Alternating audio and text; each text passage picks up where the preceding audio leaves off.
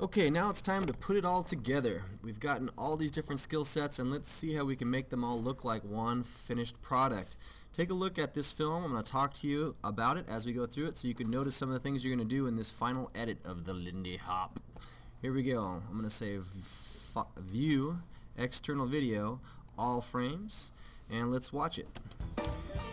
Okay, the music starts and we fade in using a cross dissolve. We've got our basic intro that they've already canned for you. This is kind of an advanced composite that uses blue screen and some other effects, but we'll get there later. This is going to fade out with the cross dissolve. Fades in to Rob's. He starts talking. You see a couple dancing. They're just moving, constantly moving. Flash to white transition right there. They're going around. We got a cross dissolve right there. And it stops. Notice the timing on stop. We've got a clock wipe going at the very end. We're back to Rob talking. A dither dissolve takes us into the actual clips of him going along. We've got a nice slowed dissolve. Watch the color change on this.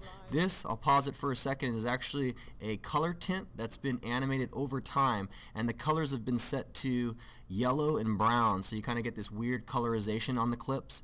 And if I let it play, they progressively get darker and darker and darker. I'll continue the video here. And it fades to black.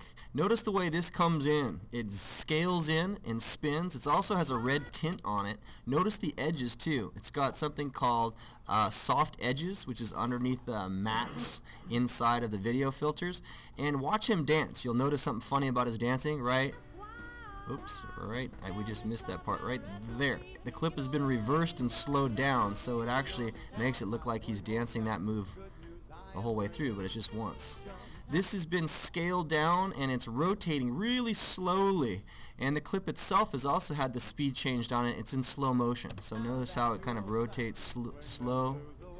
Okay, that crazy flash right there was I'll go back to that. That's actually a lens flare. That's kind of probably the most complicated of all Final Cut Pro filters to play with. I didn't expect you to get that one. But at the very end, you'll see the titles come in. If you just have two animated titles edited by and your name with some kind of gradient background, I'll show you where those are. You've completed the demo.